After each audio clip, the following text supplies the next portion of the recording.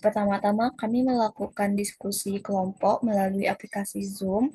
Nah, di sini kami mendapatkan jurnal yang berjudul Enantial Selectivity in Drug Pharmacokinetic and Toxicity, Pharmacological Relevant and Analytical Method. Kami mengambil jurnal ini karena dia sudah terindeks Q1. Dari jurnal ini saya mendapatkan beberapa masalah, yaitu mengapa S-ofloxacin memiliki aktivitas antibakteri yang lebih tinggi dibandingkan R-ofloxacin dan bagaimana stereokimia obat mempengaruhi pengikatan terhadap enzim DNA gyrase dalam tubuh. Nah, saya mendapatkan jurnal pembanding yang berjudul Mechanism of Differential Activities of Ofloxacin Enantiomers. Jurnal ini juga sudah berindeks Q1.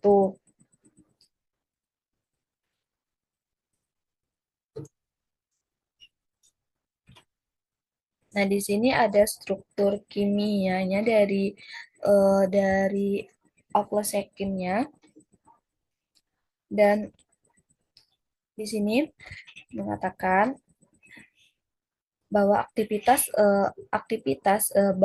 antibakteri S. ofloxacin yang lebih tinggi dibandingkan dengan R. ofloxacin terutama disebabkan oleh perbedaan konfigurasi stereokimia yang mempengaruhi pengikatan pada kompleks DNA gyrase seperti yang ditunjukkan pada gambar, yaitu S. ofloxacin dapat mengikat lebih efektif ke kantung pengikat DNA dengan rasio pengikatan molar maksimum sekitar 4 molekul per DNA, sedangkan R-ofloxacin hanya mengikat sekitar 2 molekul per DNA. Hal ini terjadi karena orientasi gugus metil pada R-ofloxacin mengganggu penempatan akseptor ikatan hidrogen yang tepat.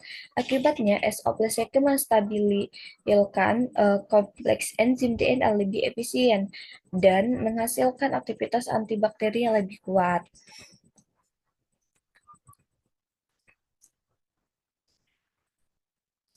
Nah, di jurnal ini juga mengatakan bahwa hasil penelitian menunjukkan bahwa kedua isomer dalam terakumulasi di dalam sel pada tingkat yang sama dan laju yang sama, sehingga menyingkirkan kemungkinan bahwa perbedaan aktivitas antibakteri disebabkan oleh perbedaan kemampuan penetrasi ke dalam sel. Kedua, kami membandingkan aktivitas penghambat terhadap DNA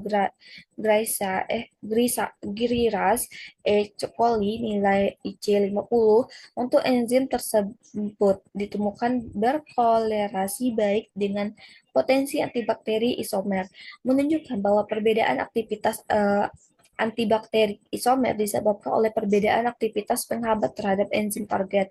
Nilai IC50 yang diperoleh dalam penelitian ini lebih tinggi daripada yang dipublikasikan sebelumnya. Dan ini mungkin disebabkan oleh penggunaan DNA PUC9 dibandingkan dengan DNA VBR322 yang digunakan dalam penelitian sebelumnya. DNA plasmid yang pertama dipilih karena juga digunakan dalam penelitian saat ini. Habis itu, dalam ikatan kimia, proses pengikatan obat terhadap target biologis serta isomerisme stereokimia merupakan faktor penting yang mempengaruhi aktivitas dan eliminasi berbagai obat.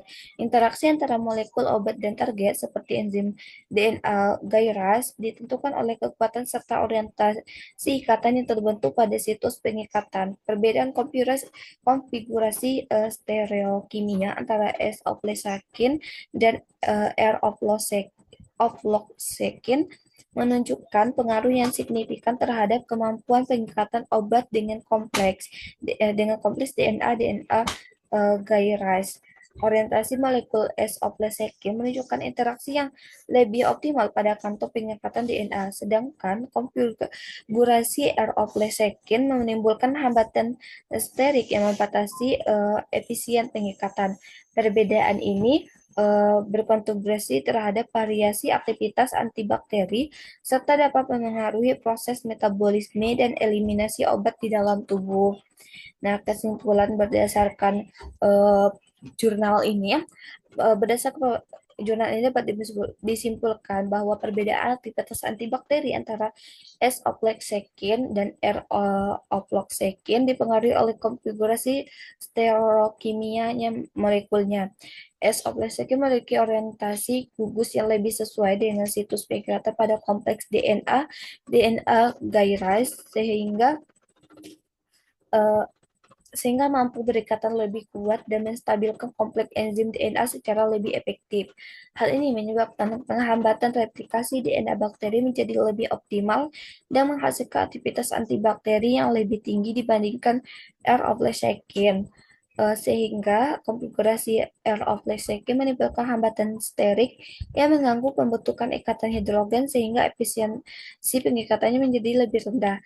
Dengan demikian, stereokimia obat berperan penting dalam menentukan kekuatan interaksi obat dengan target biologis, yang pada akhirnya mempengaruhi aktivitas farmakologis serta proses metabolisme dan eliminasi obat dalam tubuh. Sekian dari saya, terima kasih.